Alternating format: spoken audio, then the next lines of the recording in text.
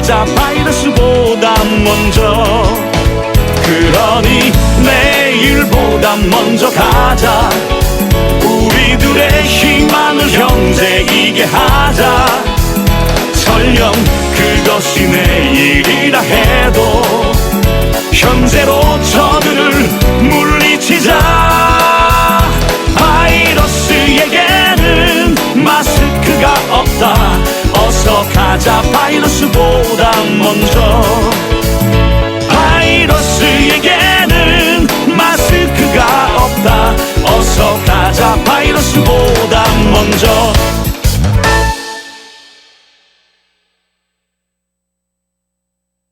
이제 우리의 새로운 도전은 경제에서의 민주주의입니다. 민주주의가 밥이고 밥이 민주주의가 되어야 합니다. 소득과 부의 극심한 불평등이 우리의 민주주의를 위협하고 있습니다. 안녕하세요. 경제 민주화를 향하는 사회혁신 프로젝트 밥이 민주주의입니다. 네, 오늘도 이렇게 네 분 모셨는데요. 한 분 한 분 소개해 드릴게요. 먼저 여러분들이 보시기 오른쪽에 계시는 성공회대 협동조합 경영학과 박사과정에 계시는 김할씨님.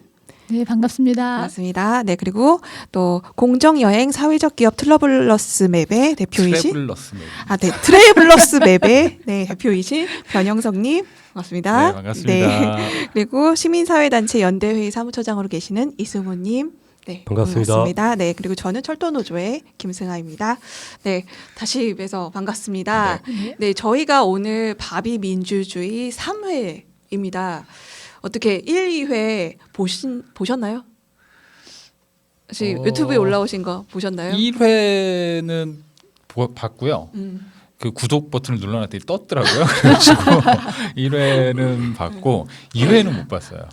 1회 밑에 이렇게 댓글 달린 걸 보고 일단 안 보는 게 낫겠다. 아, 그래요? 아니 뭐 나쁜 얘기는 막 쓰신 건 아닌데 네. 제일 마지막에 제가 봤을 때 맨 마지막에 있었던 댓글이 좀 그랬는데 졸 재미없다 이렇게 누가 써놓으셨더라고요. 이게 사실은 진짜 재미없는 주제긴 하지. 그러니까 막 이게 굉장히 핫한 선거부터 시작해서 정치 얘기 무슨 검찰 얘기 막 많은데 뭔가 좀 재미는 많이 없으시겠다. 그래서 뭐 충분히 심정은 이해가 가나 기분은 별로 안 좋더라고요. 그렇긴 하네요. 네. 원래 그 야기되는 말들은 이지만서도 물론 나름 이제 겉 포장지를 어떻게 사탕으로 둘러싸가지고 이제 예쁘게 좀 해보려고 하는 노력을 하면 좀 알아주시지 않을까요 앞으로? 그러니까 이게 저는 아예 볼 시도도 안 했는데요. 못 볼 것 같아요. 전에 이제 몇 번 이렇게 어디 영상에 이제 밥 먹다가 제가 이렇게 지나가는 걸 본 적이 있는데, 밥 먹다 뽑을 뻔했어요. 근데 이제 그 댓글 관련해서 말씀을 해주셔서 좀 재미없고 재미없을 수도 있다고 생각은 하는데 사실은 지금 우리 사회가 너무 이슈의 과잉이다 보니까 자극적인 예를 들면은 지금 총선 기간인데 총선 정책과 관련한 얘기는 어디에도 안 나와요. 근데 사실은 총선 정책이 뭐 재미 있을 수가 없잖아요. 근데 이제 그럼에도 불구하고 좀 재미없음에도 불구하고 사회에 유익한 내용들은 좀 나와주고 좀 그래야 될 것 같다는 우려도 좀 있습니다. 김할씨님 어떻게 보셨어요? 저는 그 댓글을 보려고 했는데 어떻게 보는지 몰라갖고 계속 뭐 이것저것 눌러보다가 못 찾아갖고 다행이에요, 못 봐서. 네. 댓글은 사실 뭐 이렇게 안 보시는 것도 상관은 없는데 유튜브 많이 안 보세요, 선생님은? 유튜브 잘 안 봐요. 네. 그러시구나. 요즘 다 정보들 유튜브로 많이 나오는데. 네, 좀 저는 유튜브를 보는 게 되게 지루해서. 그러시구나. 유튜브는 그게 약간 그게 되잖아요. 다음 버튼 해가지고 약간 빨리 돌리기 10초 뒤. 그렇죠. 안 그래도 제가 지루하다고 했더니 그걸 왜 다 보고 있냐고 돌리면 된다고 그래요. 그러면은 이게 사실은 유튜브가 저는 익숙해지다 보니까 이제 뭐 그냥 공중파 그냥 방송 보다가도 이게 다 누르고 싶은 이 욕망이 생기는 거예요. 그래서 저도 TV로 안 보고 TV가 있어도 이거를 나중에. 이미 한 30분 지났는데 아. 이때부터 뒤에부터 시작해가지고 볼 수 있잖아요. 맞아요, 이거는 지금 맞아요. 막 요즘에. 방송이 나가고 있어도 네네. 그렇게 보는 게 되게 좋더라고. 그럼 막 맞아요. 주변 빨리 돌리기가 넘기고 가능하거든요. 막, 예, 예. 이게 사람이 약간 좀 빨리빨리 재미없는 부분이 나온다 그러면은 막 돌리고 싶은 예. 욕망이 자꾸 생겨요. 그건 댓글 보는 것보다 거기 나온 저 보는 게 더 힘들어요. 사실 그게 더 힘들긴 네. 합니다. 저도 이제 그런 고통을 참아내면서 봤는데, 근데 너무 세 분 모두 말씀을 조곤조곤 잘해주셔가지고, 저만 고치면 되겠다라는 게 지금까지는 결론입니다. 네. 너무 조곤조곤해서 재미가 그래서 없으신 재미가 것 없는 것 같아요. 같은데요. 네. 그런가요? 네. 그럼 가끔씩 임팩트도 좀 넣어주시는 노력을 저랑은 반대로 이렇게 해주시는 걸로 하겠습니다. 네, 오늘 저번 주에 이제 저희끼리 이제 주제를 정한 게 기본소득인데요.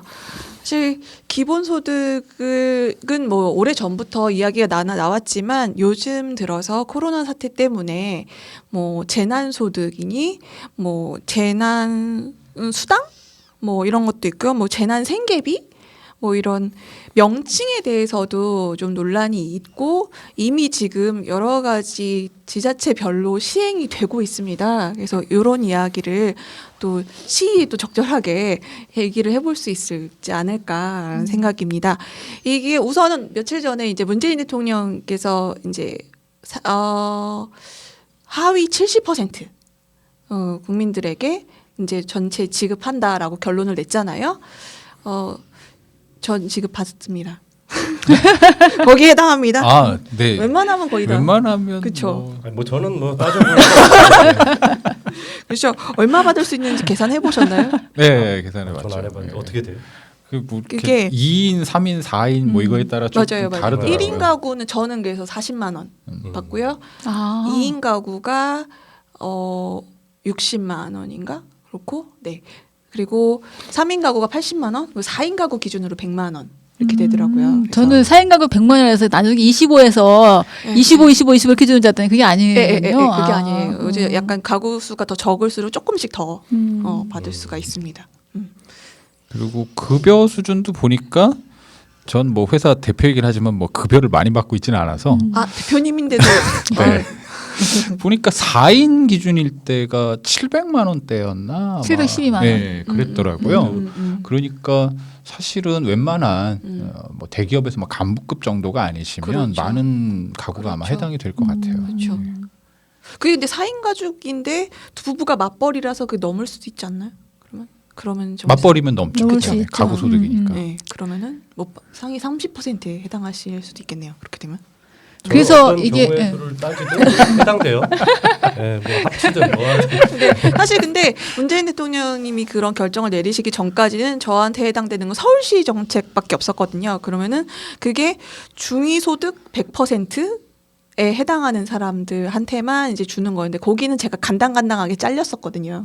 그래서 나름 이번에 해당이 돼서 되게 반갑더라고요. 근데 이게 그래서 이렇게 그 소득 하위 뭐 이렇게 정한 그 범위를 좀 정한 거잖아요. 네네. 그렇게 되니까 이게 계산을 해야 되는 거예요. 나는 받을 수 있는지 맞아요. 없는지 맞아요. 막 이러고 이제 그 뉴스홈가에서 보니까는 네. 어떤 사람이 나는 713만 원인데 712만 원 넘어서 그럼 나는 못 받는 거냐 뭐 이런 거라든가 뭐 이렇게 되니까는 저는 작년에는 소득이 있었거든요. 근데 올해는 소득이 없어요. 그럼 뭘 보고 우리 집 소득을 이제 내게 되는 건지 뭐 이런 생각도 들고 그러니까는 이제 이 기준을 정하고 그거를 이제 분별하는데 사실은 굉장히 많은 이제 노력과 비용과 이거 들어가지 않는가 뭐 이런 그렇죠. 생각이 저는 들고 그래서 지난번에 왜 이제 그 아동 수당 이것도 처음에는 이렇게 잘랐다가 나중에 다 주는 걸로 바뀌는 거잖아요. 예.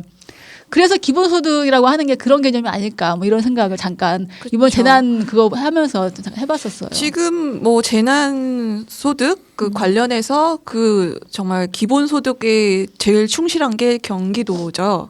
이재명 지사가 다시 하시는 네, 무조건 네. 10만 원. 네. 그래서 다 받게 되니 그거는 이제 뭐 선별할 필요도 없고 무조건 다 받게 된다 하기 때문에 그렇고요. 사실 제가 지금 주요 시도 긴급 생계 지원금 뭐 현황 뭐 이런 게 인터넷에 있더라고요. 보니까 서울시에서는 가구당 10만 원에서 50만 원 뭐 하고 뭐 경기도에서는 10만 원 전 도민에게 주고 부산을 제가 좀 봤어요. 그랬더니 여기는 소상공인들한테만 주시더라고요. 그래서 뭐 작년 한 해 매출이 3억 이하 그리고 3월 그러니까 그 올해 3월에 매출이 20%가 이제 줄었다라는 것만 보장이 되면 이제 그분들한테 100만 원씩 현금 지급 이렇게 되더라고요. 그리고 뭐 제주, 강원 다 이제 비슷하게 이제 가구당 얼마씩 지원을 하고 있는데 여기 보면은 또 그런 논란이 있어요. 이게 지역 화폐? 요걸로 주는 것이냐 아니면 현금으로 쏴주는 것이냐 뭐 그런데 보면은 이제 지역 화폐로 주는 곳이 좀 더 많은 것 같아요. 네. 지역 화폐 내지 뭐 체크카드에 네네, 이제 선불 돈 카드 넣어가지고 해가지고. 네네네, 그렇게 주는 경우. 네. 근데 아마 거의 대부분 지역에서 소비 촉진을 위해서 네. 용도는 그런 식으로 정하실 것 같아요. 웬만하면은. 네. 이걸 돈으로 주면 안 쓰고 모아두는 경우가 발생할 수 있다고 네. 그런 우려가 있더라고요. 네. 예.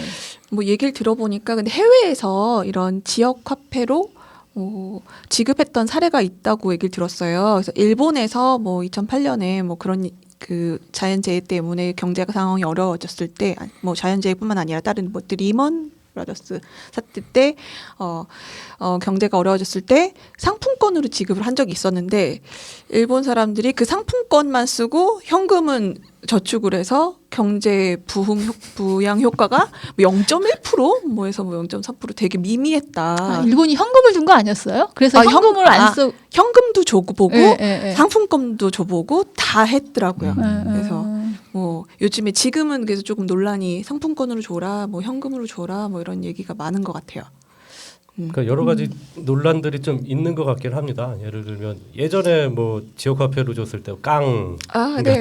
저는 그 생각했었어요. 이러다. 근데 네. 이제 지금 저는 그런 문제도 뭐 그런 문제지만 지역 화폐로 준다고 했을 때 이제 여기에도 그늘이 좀 있다고 생각을 해요. 예를 들면 지역 화폐로 준다고 했을 때 이 뭐 어플이라든가 아니면 거기 접속해서 뭔가를 한다든가 이런 이 소위 말하는 온라인 시스템에 접근하기 취약한 계층들 60대, 70대, 80대 그러니까 이런 분들한테 이것을 준다고 했을 때에 겪게 되는 어려움들까지도 좀 고려 대상이 돼야 된다라는 생각이 듭니다. 아, 종이 상품권 주는 거 아니에요? 지역 화폐라고 하는 게? 그게 다운을 받아 쓰는 요즘에는 건가요? 거의 인터넷 네. 어플에서 온라인 상품권을 많이 쓰고요. 거의 지폐도 뭐 이게 페이퍼도 있긴 있지 않을까 싶긴 한데요. 그러니까 뭐 다양한 방식인데 저는 이제 그래서 어찌 됐건 계층과 뭐 이런 거에 상관없이 좀 편하게 쓸 수 있는 걸로 지급되는 게 제일 좋을 것 같다라는 생각이 드는 거예요. 아마 현금으로 지급하지 않는 게 아까 전에 말씀하신 저축해버리니까 이게 내수 활성화는 전혀 무관하게 흐름이 만들어져서 지역화폐를 주고 이 지역화폐를 쓸 수 있는 기한을 좀 정하는 뭐 이런 방식인 것 같습니다. 그래서 저는 지역화폐로 지급을 하는 것에 대해서는 저는 옳은 방향이라고 생각을 하고 다만 여기에 접근성을 지금보다 좀 높일 필요가 있겠다 뭐 이런 생각이 좀 듭니다. 아마 카카오톡이나 일반적인 메신저를 사용하기 어려운 아마 70대 이상 어르신들은 뭐 아마 그러지 않을까라는 생각이 들어서 그런 부분까지 좀 잘 살펴야 될 것 같다는 생각이 듭니다. 그런 부분은 진짜 지자체나 뭐 그런 데서 세심하게 더 살펴드려야 네. 될 부분이네요. 얘기를 들으니까 그 아까 말씀드렸던 일본의 사례는 만약에 지역 상품권 이거를 하면 이거 디자인도 해야 되고 발행도 해야 돼서 거의 무슨 총 예산의 25%를 거기다가 들어간다고 얘기를 부작용이 그런 것이 있다고 하더라고요. 그래서 요즘 근데 우리나라는 그 워낙에 어플 활용도가 높고 하니까 그런데 비용을 줄일 수 있어서 좋긴 한데 어르신들한테는 그런 게 꼭 필요하다는 생각이 드네요. 네. 저희도 뭐 온누리 상품권이 있기 네. 때문에 온누리 상품권을 이미 이제 갖고 있는 걸로 그 제도가 해서. 있으니까 그걸 활용하는 것도 뭐 충분히 가능할 거고 아마 그것도 같이 연구하고 계실 거라고 생각이 됩니다. 근데 어쨌든 이거 뭐 나와봤자 5월 달에나 준대요. 그래요? 예, 5월 달에나 5월 중순 지급이 전에 가능하다. 최대한 주겠다. 이런. 예. 아 그리고 신청을 받던데요. 예, 그 그렇죠. 사이트가 이미 거의 폭주해가지고 다운이 되고 왜냐하면 다 뭐 증빙을 해야 되니까. 그러니까, 그러니까 이게 증빙을 한 다음에 그걸 검토하고 그래서 적합한지 아닌지를 따지고 하는데 한 달 이상의 시간이 걸린다는 건데 그렇죠. 이 대구에서 왜 4월 15일 예. 저 선거 이후에 주겠다고 해서 그 15일 때문에 한 20일 정도였죠. 그것 때문에도 난리가 났는데 네, 시장 쓰러지고. 사실 이 상황도 이제 똑같은 상황이 돼버린 거예요. 그래서 이럴 거를 굳이 막 그 진짜 소득 하위 70% 이렇게 나눠서 해야 될 이유가 긴급하고 재난 성격인 건데 네. 굳이 그런 걸 해야 되나? 왜 이걸 파격적으로 그런 거 없이 어차피 뭐 돈 많이 버시는 분들은 세금 많이 내실 텐데 그렇게까지 이걸 심사하는 과정 그리고 소득 상위 하위 70% 정도면 중산층까지를 다 포괄한다는 그렇죠. 건데 네. 그것 때문에 이걸 이렇게 미룰 이유가 있나? 그리고 그 금액도 어제 유시민 이사장님 그 방송 보니까 시원하게 한번 지르셨다. 왜 이렇게 하는 거냐? 50조면 1인당 100만 원씩 다 그냥 할 수 있는 전 국민한테 이걸 왜 그렇게 눈치 보고 재정 문제 따지고 등등 부채 눈치 보고 뭐 이런 거 하느냐 얘기를 하시더라고요.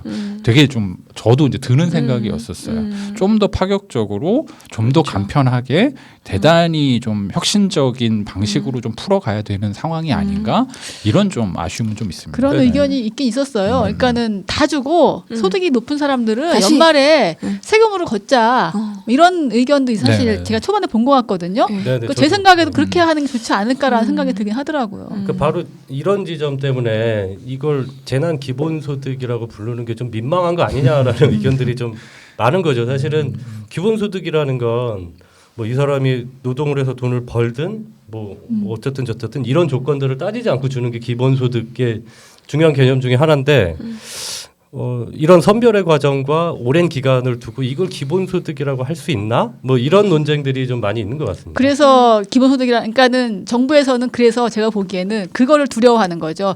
이게 기본소득의 실험이 될까봐. 네, 그런 생각이 그렇죠. 들어요. 그러니까 그래서 나중에 정말로 기본소득 논의 자체가 활성화되고 그거에 대한 요구가 높아질까. 그러니까 그거에 대한 우려를 해서 제 생각에는 그러지 않을까. 그래서 굳이 기본소득이란 말을 안 붙이잖아요. 맞아, 이건 명칭에 재난 네, 기본소득이 맞아요. 아니고 조심스러워 재난 생계 하더라고요. 지원이다라든가 네. 이렇게 해서 맞아. 기본소득이란 말을 굳이 안 붙이고 빼고 있고요. 요즘에 또 선거 총선 기간이라 더 그런 건가요? 그렇죠. 그러니까 기본소득 자체에 대해서 굉장히 논쟁이 심한 네. 거잖아요. 이거는 경제학자들의 뭐 진보와 보수 성향을 떠나서 다른 차원의 문제인 것 같더라고요. 보면은 이제 그 보수적인 입장에서도 찬성하는 사람이 있고 그렇죠. 진보적인 경제학자 반대하는 사람이 있고 뭐 그렇던데 제가 이렇게 대충 보니까는 오히려 그런 걸 따지면 트럼프가 제일 진보적이고 그쵸. 무조건 네. 1,000달러씩 쫙. 쫙 뿌린다. 문재인 대통령이 그런 포스를 한번 보여주셨어야 되는데 안타깝습니다. 아니, 그러니까 저는 뭐 이거 1회 때도 말씀을 드렸지만 이 사회적 경제 전문가가 아니어서 기본소득에 대한 개념도 사실 잘 몰랐어요. 근데 이제 이참에 좀 기본소득이 뭐지 이러면서 공부를 해봤는데 몇 가지 요건들이 있는 거예요. 기본소득이 뭔지. 그래서 뭐 일단은 무조건 다 지급을 해야 되는 거고 노동 네. 여부와 상관없이. 네. 그리고 가구당 지급하는 게 아니라 개인으로 지급을 해야 되는 거고 그다음에 이 사람이 어떤 최저 생계가 유지되고 사회 참여를 할 수 있는 충분한 지원을 해야 되는 거고 정기적으로 지원을 해야 되는 거고 그다음에 현금으로 지금을 그 지원을 해야 되는 건데 제가 지금 재난 요 상황에서 이 기본소득이라는 용어하고 이렇게 빗대어 봤을 때 이 5가지 요건을 충족시키는 건 하나도 없어요. 근데 이거를 재난 기본소득이라고 얘기하느냐 이건 논쟁의 여지도 없는 것 같습니다, 사실은. 그래서 그렇죠. 기본소득하고는 좀 완전히 다른 개념 그렇죠. 이라고 생각이 좀 들어요. 물론은 근데 기본소득으로 가는 것이 우선 좋겠죠. 아니 기본적으로 복지가 좋으면 좋은 건데 이제 그것을 가기 위한 여러 가지 전 단계 실험들이 아닐까라는 생각이 들어요. 이런 어쨌든 개인적으로 일괄적으로 지급되는 그 돈, 현금 아니면 상품권들이 이제 어떻게 사회에서 쓰여질 것인가를 좀 보면 사람들이 이 기본소득을 보면 이 논란이 있는 이유가 이것의 효과? 사람들이 이것 때문에 이거를 믿고선 일을 안 할 것이다. 뭐 도덕적 해이? 뭐 이런 것들을 우선 꼽잖아요. 그래서 이런 부분에 대한 오해는 좀 없어지지 않을까라는 기대가 있습니다. 네. 보면은 그리고 기본소득에 대해서 반대하는 입장의 얘기를 들어보면은 그 돈은 어디서 날 건데 앞으로는 어떻게 해? 지금 우선 써버리면은 그거 누가 책임질 건데 뭐 이런 얘기가 되게 많아요. 사실 이번에 문재인 대통령이 말씀하신 처음에 한 거는 1인당 100만 원? 뭐 처음에 그러려고 했는데 이제 가구당 100만 원 선에서 이제 기재부와 조율해서 이제 절충이 된 걸로 알고 있는데 그런 부분도 이제 그럼 그 돈을 누가 감당할 건데? 라는 부분이 굉장히 큰 영향을 미쳤지 않나 생각이 듭니다. 네. 기본소득 얘기하면 이제 계속 부딪히게 되는 게 이거는 이제 보편적 복지 얘기할 때도 마찬가지고요. 그 재원을 어디서 어떻게 마련할 거냐라는 거에서 충족되지 않으니까 계속 상충되는 지점들이 있는 것 같아요. 그리고 그게 논쟁의 요소가 되고 그러니까 그러면 그걸 줄이려면 다시 선별적으로 지원을 해야 되는 거 아니냐라는 논리가 이제 그 뒤에 이어서 나오게 되고 이게 이제 악순환되는 그림인 것 같고 어떤 의미에서는 이제 우리 기재부 에 있는 관료들 혹은 주류 경제학이 그런 것 같아요. 주류 경제학의 시선에서는 이것이 주는 경제적 효과에 대한 불신 내지는 그런 실험에 대한 어떤 평가들이 대단히 부정적인 것들이 굉장히 많고 사실상 현재 그 국가적 단위에서의 경제 정책을 만들어내는 건 이 경제 관료 혹은 주류 경제학을 하시는 분들의 단위이기 때문에 계속 비판적인 얘기만 많이 나오는데요. 그 랩 2050이라고 그 저기 이원재 대표가 있는 여기도 이제 기본소득을 자기 아젠다로 해가지고 계속 연구를 하세요. 보면은 지난번 포럼 했을 때 보면 현재 상황에서의 예산을 가지고도 조금 액수가 좀 저도 이상하긴 합니다. 월 한 2, 30만 원 정도의 국민 전체에게 2, 30만 원 정도의 소득을 기본소득으로 지급하는 방식은 현재의 예산 구조로도 충분히 가능하다라는 연구 결과를 포럼에서 발표하시기도 했었어요. 그러니까 불가능한 건 아니고 이걸 어떻게 적극적으로 생각할 것이냐에 따라 사실은 그 액수의 차이 정도는 있겠지만 현재도 충분히 가능한 실험이라고 생각이 됩니다. 근데 그게 이제 그 보편적 복지는 뭐든지 시행할 때마다 사실은 그렇게 얘기를 하거든요. 10년 전인가 이제 그 무상급식 그 논쟁이 저는 이제 아이가 있어서 그 무상급식과 관련해서 그때도 이제 돈이 어딨냐 뭐 그렇게 했었는데 우리 애가 그 제가 작은 애가 이제 고등학교 3학년이에요 올해. 작년 1학기까지 급식비를 냈는데 2학기부터 이제 무상급식이 돼서 바로 혜택을 받으셨네요. 전체 다 이제 그 급식비를 안 내는 거예요. 처음에 이제 초등학교부터 이제 무상급식 점점 확대되어 온 게 지금은 이제 더 안 내고 지금 이제 고등학교 그 입학금 수업료도 역시 작년 그쵸. 그것도 작년까지 내고 올해부터 이제 고3부터 단계적으로 이제 내년에 고2까지 뭐 이런 식으로 이제 시행이 되거든요. 그러니까 그런 거 보면 어쨌든 간에 이제 분야별로 이제 일부분씩은 이제 보편적 복지가 좀 시행이 사실은 되고 있는 거예요. 그게 처음에 제기됐을 때는 그 돈이 어디 있냐라든가 왜 돈 많은 사람은 뭐 이건희 뭐 손자로서 다 대줘야 되나 이런 말 나오잖아요. 맞아요. 근데 사실은 그거를 선별해내는 과정과 그거를 내가 그 받기 위해서 신청하는 그런 과정이 더 복잡하고 힘들고 막 이렇거든요. 그렇죠. 그것도 돈 드는 일이고요. 그럼요. 예, 돈이 들죠. 그 아까 제가 말씀드렸던 아동복지 그 저기 10만 원씩 지급하는 것도 처음에는 하위 뭐 50% 70% 그러다가 뭐 90% 그러다가 나중에 다 주는 걸로 된 것도 역시 그거를 선별하기 더 어렵다라고 하는. 선별하다가 포기. 그 돈이 훨씬 더 많이 든다. 뭐 이런 거였거든요. 지지치고 물러나셨군요. 그래서 지금 이제 일부 그러니까는 물론 이제 지금 되고 있는 복지도 당연히 돼야 되는데 현재 진행되는 복지가 당연히 되는 거를 기본으로 하고 이제 기본소득이 주어질 필요에 대해서는 지금 말씀하신 것처럼 현재에서 가능하다고 하니까 근데 지금 이제 계속 그 어떤 문제가 있냐면 어쨌든 우리가 그래서 일자리 얘기를 하는데 현실적으로 이제 점점 이제 뭐 인공지능이라든가 이러면서 일자리 줄어드는 폭이 늘어나잖아요. 그리고 그렇죠. 많은 사람이 옛날처럼 10시간씩 뭐 10몇 시간씩 일을 해야 할 필요가 없는 사회가 오고 있는데 점점 노동시간이 줄어들고 이렇게 되는 거잖아요. 그러니까 다 똑같이 노동을 하게 되면 모든 사람 다 노동을 조금씩 하게 되든가 이렇게 되는데 그러면은 그만큼만 돈을 줄 거냐. 그게 아니고 생계를 보장할 수 있는 소득을 줘야 되는 거잖아요. 사실은 기본소득 개념이 달리 나오는 게 아니라는 생각이 들거든요. 그렇죠. 사실 뭐 이게 우리나라는 아직 진짜 뭐 얘기만 되고 있지만 이제 실제로 되고 있는 나라도 있잖아요. 어느 정도 그 북유럽 사회주의 국가들에서는 사회복지국가, 사회민주주의. 사회민주주의 국가. 네. 네. 그쪽에 있는 제가 스웨덴 친구를 만난 적이 있었는데 그 친구들은 물론 워낙에 기본적으로 모든 가구들이 소득 수준이 높기도 하지만 뭐 이런 무료로 제공되는 것들이 굉장히 많더라고요. 그래서 본인이 공부를 하겠다고 하면 대학원을 가든 뭐 다 무료로 생활비까지 다 지원해준다고. 그래서 오히려 스웨덴 사람들은 그냥 돈 나오니까 편하게 굳이 공부하려고 하지 않는다. 그래서 대발 줄 테니까 공부를 해라라고 나라에서 막 부탁하고 있는 그런 정도다라는 얘기를 들었어요. 근데 그런 상황과 너무 대비되게 우리나라에서는 지금 당장 일을 하지 않으면 생계가 위험하신 분들이 굉장히 많잖아요. 맞아요. 제가 얼마 전에 네.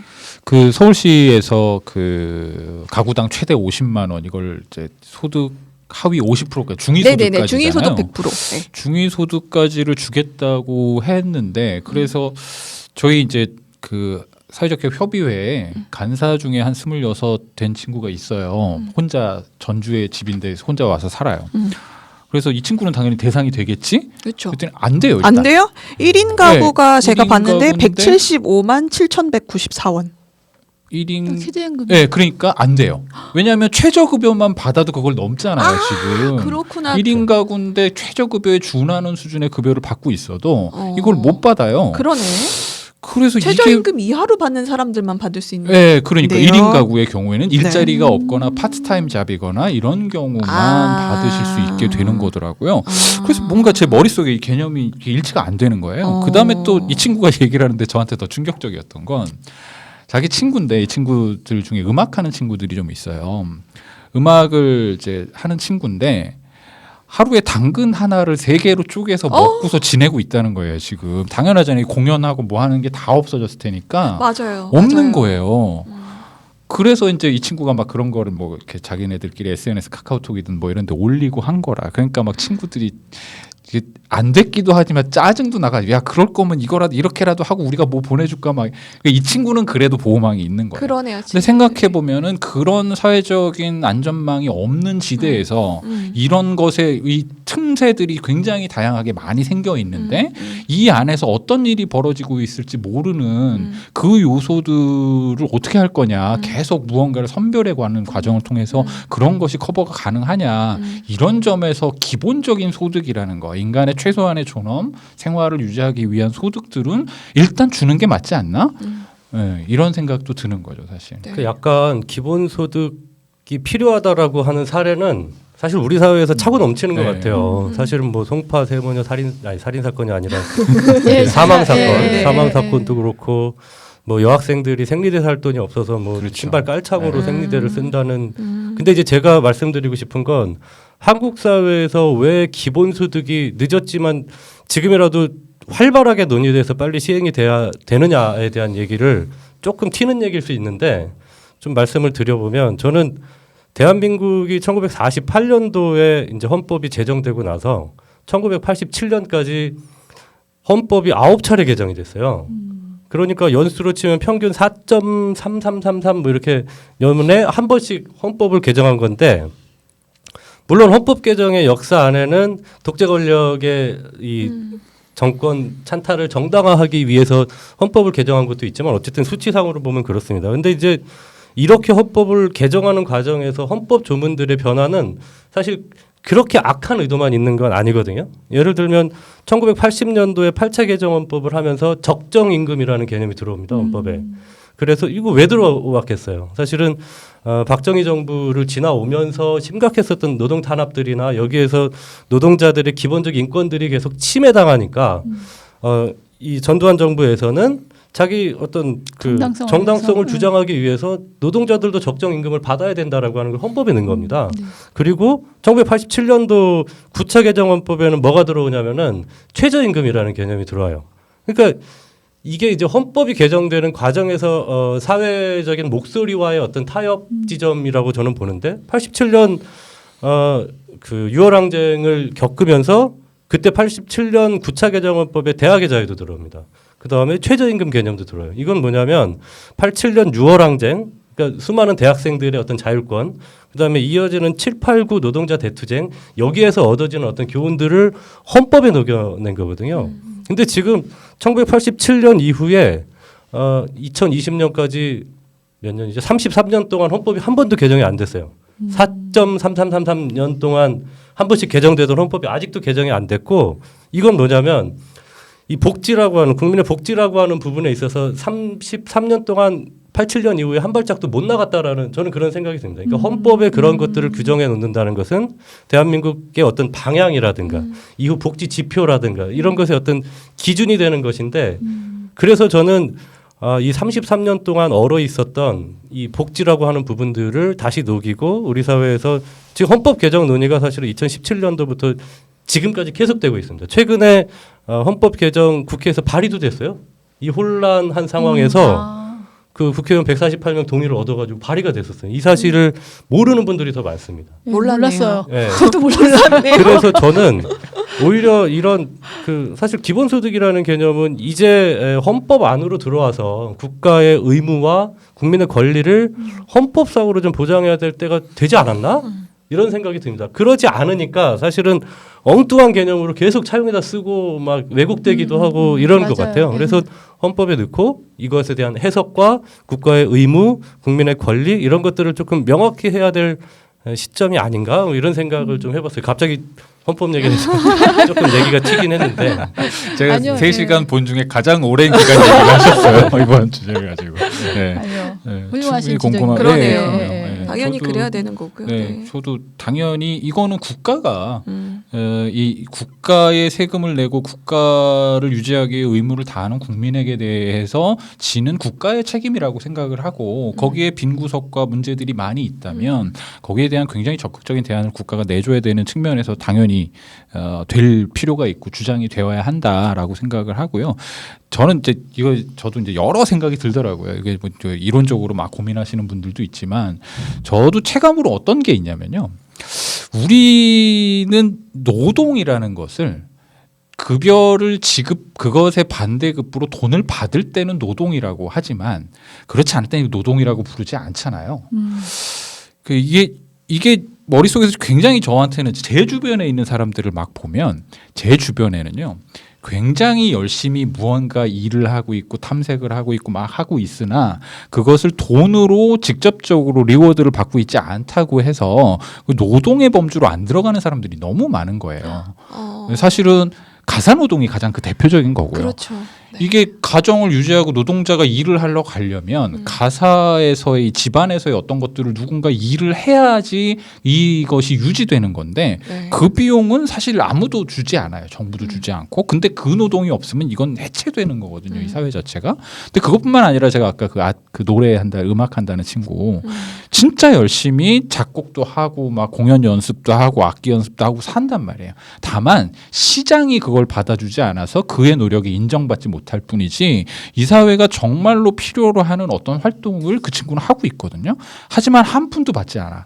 그런 종류의 일들이 너무 많이, 특히 뭐 마을에 우리 보면은 이제 활동가들이라던가 네. 시민사회 운동을 뭐 월급 받고 하시는 분들도 있지만 뭐 많은 월급을 받으시는 건 아닌 건 알고 있지만 이것을 위해서 봉사활동을 하거나 노력을 하고 있는 모든 활동들 등등등 이 사회를 지탱하는 데 있어서는 수많은 노동의 종류들, 일의 종류들이 있고 그것 때문에 결과적으로 이 사회의 경제체제가 유지되는 건데 그것의 가치를 사회가 자꾸 인정하지 않으려고 하는 것 같아요. 그렇죠. 예. 네. 그리고 이 4차 산업혁명 얘기 나올 때 나오는 것까지를 가면 여기서 그 구글이 돈 버는 거에 가장 많은 돈은 우리가 만들어낸 노동의 결과물을 그렇죠. 가지고 그들이 돈 버는 거거든요. 빅데이터니 뭐니 하는 건 우리가 막 한 거를 모아가지고 맞아요. 자기들이 돈 버는 거잖아요.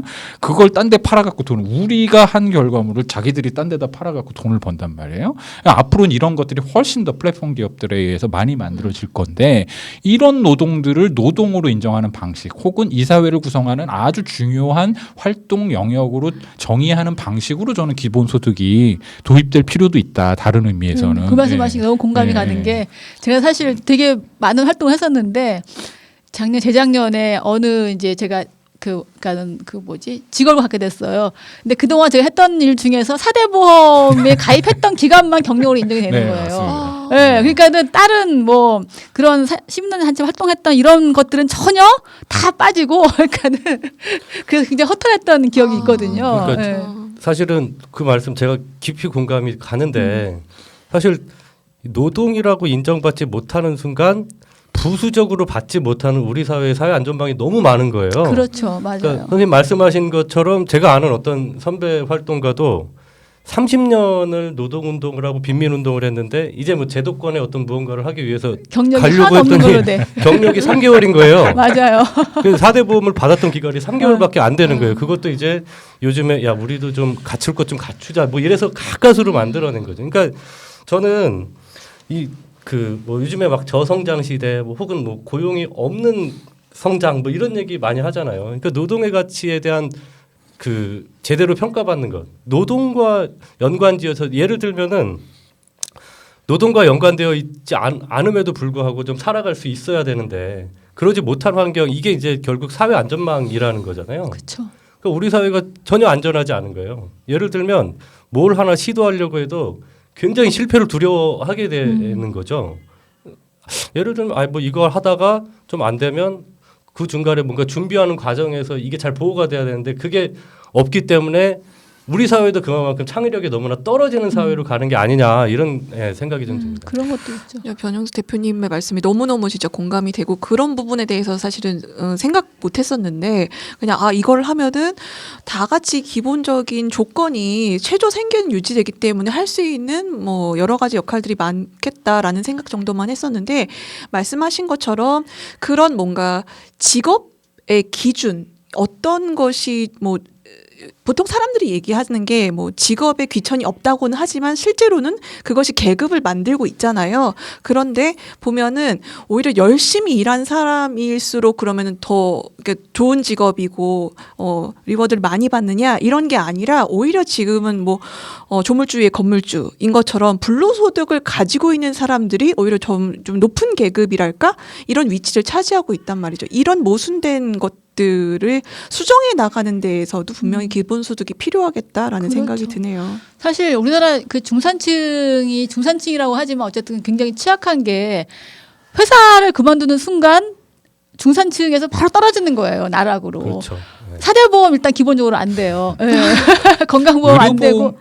의료보험 물론 건강보험, 지역에 네, 가입하면 네, 되긴 네, 하지만은 그렇죠. 회사 예, 부담 회사를 그만두는 순간 엄청 사대보험이 올라가죠. 예, 그렇죠. 예, 다 저기 끝나고 맞아요. 지역 의료보험 굉장히 올라가죠, 그렇죠. 그리고 그동안 받던 월급을 받지 않기 때문에 기본적으로 할 수 있는 일이 하나도 없거든요. 그러니까는 회사에서 잘리는 문제라든가 이런 게 굉장히 그 해고는 뭐 죽음이다 살인이다 뭐 이렇게 해서 사람들 싸우는 것처럼 그러니까는 그 이게 만약에 저는 기업의 어떤 기업이 기업하기 좋은 나라에 별로 찬성하지 않는데 어쨌든 간에 어떤 유연한 노동이라고 하는 거를 도입하고 싶다고 한다면은 거기에 걸맞는 사회 안전망과 그것을 보호해 줄 수 있는 다른 장치를 마련하면서 맞아요. 그 노동의 유연성을 만들어야 되는데 그건 하지 않으면서 그 노동의 유연성만 주장하게 되니까는 좀 많은 사람들이 그걸 인해서 뭐 예를 들면은 무슨 회사 잘 다니다가 어느 날 회사가 어려워져서 정리고 당했다. 그럼 그 다음부터 이 사람들 새로운 걸 준비하는 게 아니고 막 좌절하고 자살하고 막 이렇게 이어지잖아요. 그러니까 그런 것들이 다 이런 기본소득의 필요성 말하는 게 아닌가 싶거든요. 저는 요즘 상황도 좀 그런 것 같아요. 사실은 뭐 우리 사회의 어떤 방역 체계라고 하는 것이 세계가 좀 칭찬을 하고 있는 상황이긴 한데 예를 들면 의료보험 같은 거 있잖아요. 우리나라의 의료 체계. 저는 이게 이제 의료판 기본소득 같은 느낌인 거예요. 예를 그렇죠. 들면 예. 평시에는 그냥 뭐 그렇게 살 수 있습니다. 뭐 좀 안 아프면 되고 조금 아프면 내가 알아서 해결하면 되고. 근데 이제 이게 지금과 같은 거대한 재앙으로 다가온다고 했을 때는 기본적인 시스템이 받쳐주지 않으면 사실 극복하기 어려운 문제라고 생각을 합니다. 지금 예를 들면 아까 사회 안전망에 대한 이야기 계속 나오는데 평시에 사회 안전망에 대한 대비가 돼 있는 국가라고 한다면 사실은 경제적인 부분에 있어서의 위기 또한 사실 그 안전망이 작동하는 기반 위에서 대비를 하면 될 거라고 저는 그렇죠. 생각을 해요. 네, 근데 이게 계속 고용이라고 하는 것, 노동이라고 하는 것의 기반이 취약한 사회이다 보니까 사실은 이건 뭐 급여를 받고 안 받고의 문제가 아니고 이런 정도 제 생각에는 4월, 5월, 6월 되면 이제 경제적 재앙이 그야말로 시작될 텐데 문 닫는 기업들, 해고하는 기업들 속출할 겁니다. 사실 이 상황을 어떻게 대비할 거냐 이게 답은 사회적으로 국가에서 이걸 좀 해결할 수 있는 기본적인 베이스를 만드는 것밖에 없다라는 생각이 들고 더 우려되는 거는 최근 한 10년 사이에 이제 주기적으로 찾아오는 이 재앙들에 대비하기 위한 그러니까 이제 의료 체계와는 조금 다른 국면에서 사회 시스템 이걸 이제 뭐 요즘은 사회적 면역 체계라는 표현들도 많이 쓰시더라고요. 이제 코로나 사태를 맞이하는 사회적 면역 체계는 중에 하나는 뭐 그렇다고 해서 기본소득이 이제 만능 열쇠라는 말씀을 드리는 건 아닌데 그 중에 하나는 기본소득이 될 수 있지 않겠냐 이런 생각도 조금 해봤습니다. 네. 얘기를 막 다양하게 들어보니까 이게 한 그런 뭐 발단이 돼서 굉장히 여러 분야로 여러 방면으로 뭐 파급 효과가 나타날 수 있겠다라는 생각이 드네요. 네. 그 실제로 그 저도 기본소득 뭘 얘기를 해야 돼서 뭘 찾아보면 핀란드에서 왜 실험을 한번 했었잖아요. 네네. 근데 거기서는 보수 쪽에서 도입하는 실험을 했던 거더라고요. 근데 결과는 막 언론에 나오는 게 실패 네, 이렇게 맞아요. 나오더라고요. 그러니까 거기서 그러니까 거기서 성공이라고 봤던 건 이 사람들이 고용이 더 늘어날 거다. 기본소득을 제공하고 한 2년 동안을 실험을 한 건데 2년 동안을 하고 나면 소득이 고용이 늘어날 거라고 봤는데 안 늘어난 거예요. 거의 미미하게 0.3%인가 이거밖에 안 늘어난 거죠. 근데 이걸 다른 측면에서 보는 전문가들이 있더라고요. 변한 지점이 몇 가지가 있는데 그 중에 하나는 일단 행복도가 늘어났어요. 행복도가 증진된 거. 그 다음에 내가 지금 파트타임으로 일을 하고 있는데 정규직으로 고용이 돼서 일을 하고 싶어라는 비율이 대조군하고 비교했을 때 한 20% 정도가 높아진 거예요. 이 집단에서. 그러니까 말하자면 기본소득을 주어줬을 때 기본소득 때문에 사람들이 더 게을러질 거야를 반박할 수 있는 다른 논거가 한 2,000명이었나? 2,000명 정도의 집단 안에서 2년 정도의 실험을 통해서 사실 그게 아니고 오히려 이게 더 많은 근로의욕을 고취시켰다는 걸 입증했더라고요. 저는 이거 굉장히 훌륭한 그러네요. 그 자체 한계가 있긴 하지만 훌륭한 성과라고 생각하는데 그 당연히 그런 게 삶이 안정되고요. 나에게 어떤 내가 계획적으로 생활할 수 있는 여지가 재정적으로 어느 기간 동안 주어진다면 사람들은 그 기간을 넉넉하게 활용해서 자기 플랜들을 짜면서 뭔가를 해볼 의지를 내거든요. 맞아요. 근데 당장 내일 뭘 먹고 살아야 될지를 모르는 상황에서는 그런 종류의 준비를 아무것도 할 수가 없는 거예요. 그렇죠. 당연히 근로의욕이 떨어지죠. 그리고 그렇게 준비한 상태, 안 된 상태로 시장에 들어가 봤자 그럼 기업은 그걸 반기느냐? 반기지 않거든요. 그러니까 이 악순환이 작동하고 있는 고리를 끊는 굉장히 저는 중요한 역할을 하는 실험이었다고 생각하거든요. 저는 기본소득이 충분히 그런 역할을 할 거라고 네, 생각을 맞습니다. 하는 거죠. 보면은 투표를 하더라도 투표장에 갈 시간이 없어서 투표를 못 한다라는 얘기도 하잖아요.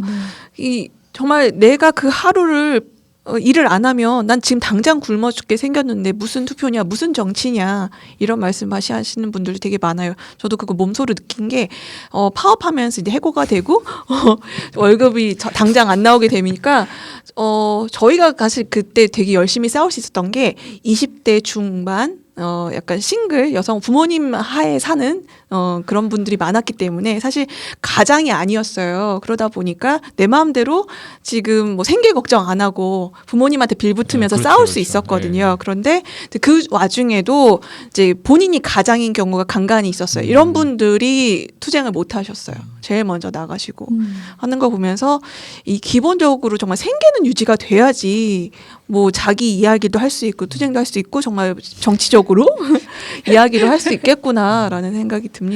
그렇죠. 그거는 네. 사실 역대 전 정부에서 여실하게 좀 증명을 해줬었던 거잖아요. 뭐냐면은 예전에는 뭐 이 사회 운동을 하는 사람들을 뭐 이렇게 잡아가고 가두고, 그러니까 인신을 구속하는 뭐 이런 거였다면 지금 이제 손배가압류 관련해 가지고 맞아요.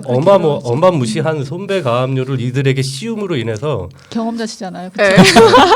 문제는 뭐냐면 액수가 커지면은 이게 이제 아마 제 기억으로는 이제 인지대가 소가의 한 5,000분의 1쯤으로 알고 있어요. 근데 이게 몇십억 대가 되면 그것도 인지도 못 그렇겠네요. 붙입니다. 인지도 네. 못 붙여요. 왜냐하면은 이 응소를 하고 뭐 소송에서 다투려면은 인지를 붙이고 뭘 내야 되는데 그래서 전에 그런 운동을 한 적도 있어요. 뭐냐면 노동자들 손배가압류 재판을 해야 되는데 인지대를 못 붙여가지고 인지대 모으기 운동을 한 적도 있어요.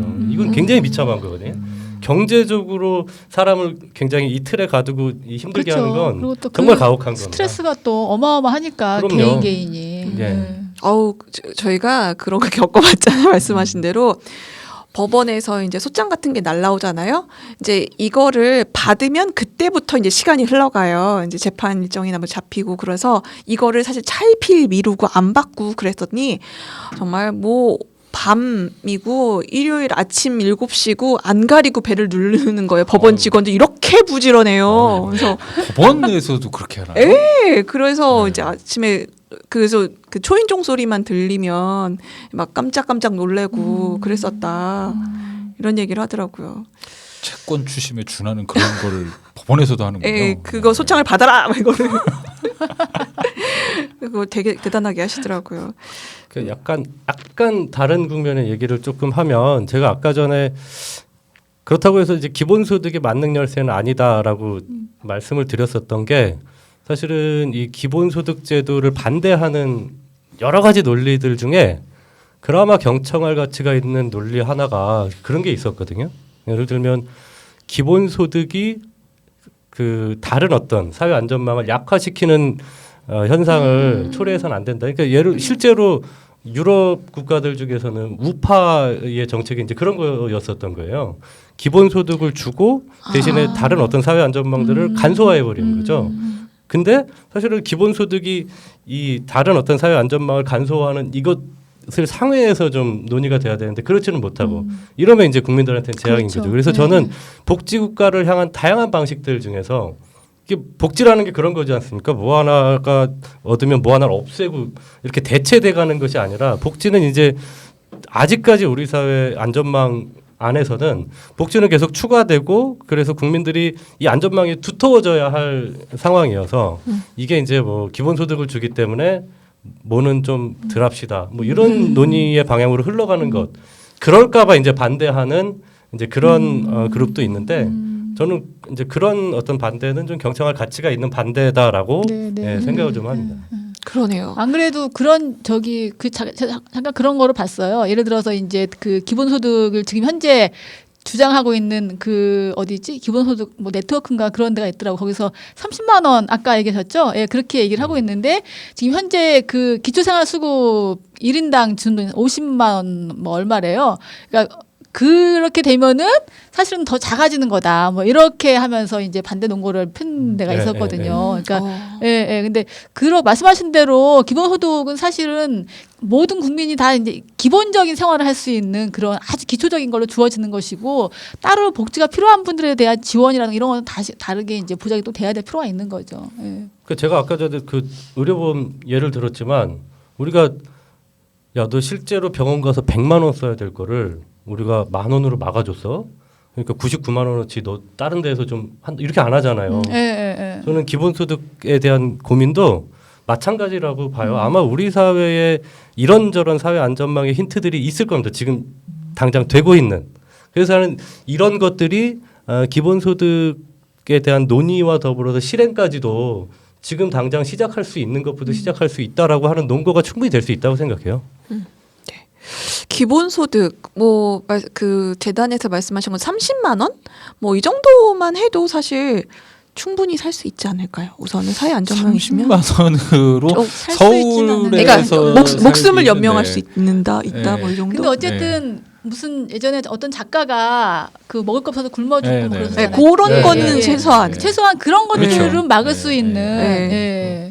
저는 그냥 뭐 이건 그냥 아무렇게나 막 생각해 보면 기본소득이라고 하면 얼마 정도를 주면 적당한 수준일까 생활을 하는데 한국의 물가를 생각해 보면 한 100만 원 정도는 돼야 되는 것 같아요. 월 100만 원 정도는 돼야 조금 집이 좀 안 좋게 월세 조금 작게 내고 기본 생활비하고 교통비하고 뭐 이런 그렇죠. 밥값하고 옷 좀 사고 뭐 이런 거 있잖아요.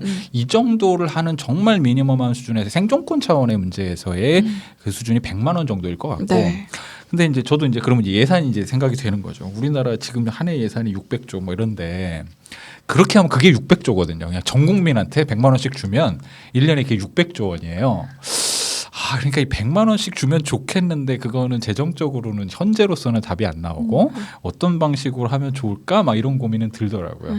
근데 저는 진짜 100만 원 정도는 돼야 인간적 삶을 유지하지만 그게 어려우면 예를 들어 뭐 30만 원이든 50만 그렇죠. 원이든 일단 시작은 이걸 그렇게 해볼 시작을 수 있지 해보고 않을까. 그것이 사회에 어떤 영향을 미치는지에 대한 긍정적인 효과들을 서로 확인하면서 그 비율을 늘려나가는 방식의 접근은 굉장히 필요할 거라고 봅니다. 이게 저는 그 아까 말씀드렸던 맥락에서 보면은 인간으로서 내가 생활하고 있는 나의 삶에 대한 부정을 당하는 느낌일 것 같아요. 그러니까 이런 거잖아요. 대학까지를 내가 교육을 다 받고 네. 졸업을 했어. 근데 고용보험 가입한 적이 없기 때문에 실업급여도 못 받아. 취업을 3년째 못 하고 있어. 그러면 나한테 아무도 돈을 안 주거든요. 근데 이 상황을 거꾸로 생각하면 그럼 내가 존재하는 것의 의미, 가치는 무엇인가라는 굉장히 자학적인 질문들을 하게 될 것 같아요.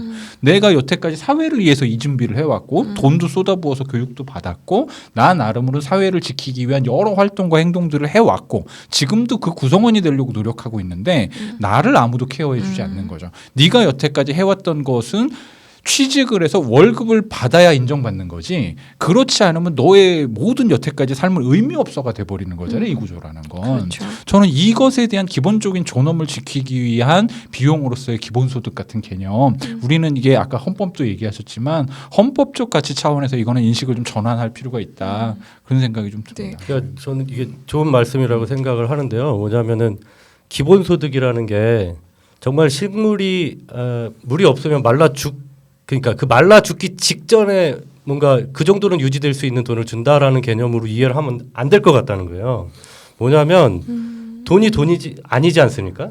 돈이 아닌 세상이에요. 예를 들면 어떤 소위 말하는 사회적 자본이라고 하는 거 있잖아요. 한 개인의 관계망이라고 하는 것들 또 이 안에서 오는 부수적인 효과들 이게 소득이 없음으로 인해서 차단되는 효과를 최소한 막아야 된다라고 생각을 합니다. 그래서 제가 아까 조금 공부해온 거 조금 컨닝해가지고 말씀을 드렸었던 게 인간으로서의 최소한의 존엄과 사회 참여를 보장할 수 있는 충분한 소득이라고 말씀을 드렸는데요. 여기서의 충분이라는 건 막 뭐 집회에 불 붙여서 담배 피고 이런 정도의 충분이 아니에요. 그런 정도가 아니고 최소한 이 사람이 사회와 단절되지 않을 정도. 네. 예를 들면 사회와 연결될 수 있는 정도의 돈은 지원을 해야 되는 게 아니냐. 예를 들면은 기본적으로 잘 먹고 잘 살고 과외 많이 받고 좋은 대학 가고 좋은 뭐 직장에 취직한 사람들은 이 사람들이 어울리는 어떤 사회적 단위가 다르잖아요. 우리가 그걸 지향하자라는 게 아니고 이 사회의 구성원으로서 살아나가는데 최소한의 관계망, 최소한의 사회적 자본을 유지할 수 있는 이 그룹에 연결될 수 있는 만큼의 돈은 있어야 되는 거죠. 그러니까 그런 개념으로 좀 인식을 하는 게 맞는 것 같습니다. 네, 바로 옆이 노량진이잖아요. 네. 그러고 네. 보면은 이제 취업 준비하는 그렇죠. 젊은이들이 굉장히 많아요. 그런 친구들한테도 정말 뭐 자신의 자존감을 높여주는 그런 역할도 할 수 있겠다라는 생각이 드네요. 사실 그런 젊은이들이 늘어나면서 사실 지난 문재인 정권에서 비정규직의 정규직화, 공공부문 먼저 시작을 하신다고 이제 얘기를 하시면서 뭐 약간 활동이 공공기업별로 펼쳐지긴 했었는데 이런 부분에서 오히려 그 취업 준비생들이 그것에 대해 반대하고 안 좋게 보는 사람들이 있었어요. 나는 이렇게 힘들게 노량진 이런 데서 공부하고 4시간 써가면서 그 시험 통과하려고 하는데 너네들은 거저 먹어? 라고 이렇게 안 좋게 바라보는 젊은이들이 생겼거든요. 왜냐면 그게 바로 그런 자존감의 문제? 약간 내가 이 취업을 하지 못하고 시험 공부만 몇 년째 하고 있는 이 상태에 대해서 되게 잉여 같은 그런 느낌을 받았기 때문에 더 다른 그런 뭔가 사실 비정규직 정규직화가 뭔가 잘못된 것을 바로잡아 나가는 과정임에도 불구하고 그것에 대해서 반감을 가지고 반대하는 그런 현상으로 나타나지 않았을까 생각이 네. 듭니다. 제일 답답한 지점이 아마 그 국민들 중에도 이제 반대하는 의견들이 되게 많을 텐데 거기에 가장 저는 이제 들어있는 아까 주류경제학 얘기도 했지만 가장 핵심적인 그 이 사고 방식이 틀이라는 게 인간은 기본적으로 게을러서 돈을 먹고 살 만큼의 돈을 줘버리면 그 다음부터 일을 안 하고 놀 거다라고 생각하는 전제가 있는 거예요. 이게 자본주의 시장 질서를 유지시키는 가장 기본적인 동력인 거잖아요. 그래서 먹고 살 만큼의 돈을 벌어야만 할 때 노동을 할 거다라는 개념인 거고.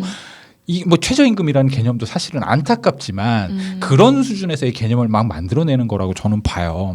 근데 사람이 정말 게을러서 그러니까. 100만 원의 소득으로 내가 그냥 먹고 살 수 있으면 아무 일도 안 하고 사는 인간이라는 것이 존재할까? 저는 거꾸로 그런 생각이 드는 거예요. 저는 네. 아이들 중에는 굉장히 무기력한 아이들을 많이 봐요. 그러면 이 아이들은 부모가 먹여 살려주고 뭐 하니까 저 예전에 대안학교 교사였으니까 네. 부모가 다 떠먹여주고 해서 무기력해졌느냐? 그건 완전히 다른 문제거든요. 그렇죠. 무기력해지는 것에는 사회구조적인 다른 문제가 작동하는 거지 얘가 못 먹고 못 살아서의 이유와는 완전히 상관이 없는 문제인 거예요. 이거는 오히려 그런 환경에 처해 있는 애들은 훨씬 더 열심히 뭐라도 하려고 하죠. 그래서 저는 이게 무언가가 주어졌을 때 사람이 게을러질 거다라는 전제, 완전히 사람은 그냥 이윤적 동기에 의해서만 움직일 거라는 전제부터가 좀 틀렸다. 사람은 굉장히 다양한 방식으로 누구에게 인정받고 싶거나 누군가에게 무언가를 선물하고 싶거나 아니면 누군가에게 무언가를 베풀어서 나 스스로의 만족을 얻거나 등등등등등 집을 그냥 깨끗하게 하고 싶다거나 굉장히 다양한 욕구에 의해서 굉장히 열심히 움직이는 존재들이다. 그래서 문명을 여기까지 끌어온 거고 그런 점에서의 믿음과 신뢰가 저는 있어야 된다고 생각해요. 저 막 그 사람은 굉장히 뭔가 경제적인 속물적인 동물로만 인식하는 그런 사고 방식은 크게 한번 사회에서 싸워야 될 무언가 아젠다라고 네, 네. 생각합니다. 전 진짜 적극 동의하는 게 사실은 이런 프레임은 본인들의 주장에 뒷받침이 될 만할 때 이렇게 나오는 거예요. 예를 들면 대한민국 사람들은 민족성이 되게 근면하고 뭐 어쩌고 뭐 이런 얘기는 계속해요. 그러니까 제가 전에 한번 그런 어떤 한국 사람들의 부지런함 뭐 그러게요. 이런- 전 세계적으로 유명하다 막 그러면서 이- 국뽕 살려가지고 막 요즘 막 나오던데. 더. 예, 뭔가 계몽적인 영상을 좀 만들고 싶었나 봐요. 그래서 어디서 봤는데 건물에서 어떤 그 나이 지긋하신 분이 계단 청소를 막 하세요. 그래서 이 연세에도 왜 이렇게 열심히 계단 청소를 하세요? 이러고 인터뷰가 물어봤더니 이 계단 놀면 뭐야? 열심히 계단 청소해서 종합부동산세 내야지. 그러니까 뭐냐면 대한민국 그런 나라입니다. 사실은 이거는 단순히 인간의 게으름의 문제가 아니라는 얘기. 이제 이 프레임은 좀 반드시 깨져야 될 것 같다는 생각이 좀 듭니다. 네, 맞아요. 저도 동의하고 그래서 그 서울시에서 청년 수당 주는 거 있잖아요. 네, 네, 50만 네. 원인가. 네. 그것도 그걸로 혹여나 술 먹고 그렇죠. 놀까 봐 맞아요. 얼마나 그거 갖다 맞아요. 많이 근데 먹고 놀 수도 있잖아요. 네. 먹고 놀아야지 생산할 수 네. 있는 건데 어. 그걸 그렇게 맞아요. 사실 말씀 나온 김에 지금 청년 수당 접수 기간입니다. 여기 청년 없으시죠? 없는 저희한테 그렇죠. 뭐 네, 네. 얘기하셔봤죠, 이제 뭐. 혹시나 네. 들으시는 분들한테 계실까봐 지금 19세부터 34세까지 만으로 그리고 뭐 대학 재학생 및 휴학생은 신청이 또 안 돼요. 그리고 보면은 매월 50만 원인데 최소 3개월에서 6개월까지. 근데 지급 후에 자기 활동 기록서를 통해서 검증하고 제출한 사람들한테만 수당을 지급하고 네, 이런 후불제 나중에 주는 아니 이거 먼저 주고 주는데? 안 주는데 이제 그게 매월 지급이 되는 거잖아요. 네네. 뭐 그런 식으로 미제출하면은 지급 중지가 바로 들어가죠. 실업급여 받을 때 하는 것처럼 그런 거죠. 그렇게 네, 하는구나. 네, 네. 네네. 그게 이제 체크 카드를 통해서 지급이 된다고 하니까 잊지 마시고 해당되시는 분들은 신청하시길 바랍니다. 네, 오늘 주제가 기본소득이었는데요. 굉장히 다양한 분야로 이게 뻗어나갈 수 있겠다라는 생각이 이제 계속 드는 주제였습니다. 지금 코로나 사태로 긴급하게 재난기본소득, 재난소득, 뭐 이렇게 명칭은 되게 다를 수 있지만 이제 돈이 지급이 되는데요. 이번 그런 어찌 보면 실험적인 이런 시행들을 통해서 말씀하신 대로 사람이 돈 주면은 뭐 게을러진다 뭐 이런 것도 아니고 이것이 분명히 나라를 정상으로 돌리는데 큰 기여를 하겠다라는 그런 결과로 나타났으면 좋겠습니다. 사실 지금 코로나 때문에 다들 너무 힘들어하시고 위기의 상황인 분들 많으셔가지고 너무 걱정이 되거든요. 이 세상이 지금 어떻게 변할까 좀 두려운데요. 오늘 이 기본소득 주제로 좀 더 다양한 방면의 이야기를 나눠본 것 같아요. 그래서 너무 유익한 시간이었습니다. 네, 저희는 다음 주에도 또 유익한 이야기로 돌아오겠습니다. 감사합니다. 감사합니다. 현재로 저들을 물리치자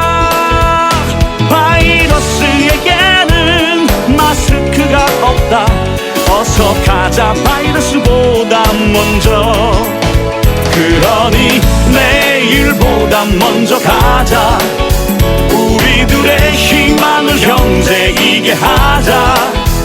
설령 그것이 내일이라 해도 현재로 저들을 물리치자. 바이러스에게는 마스크가 없다. 어서 가자 바이러스보다 먼저.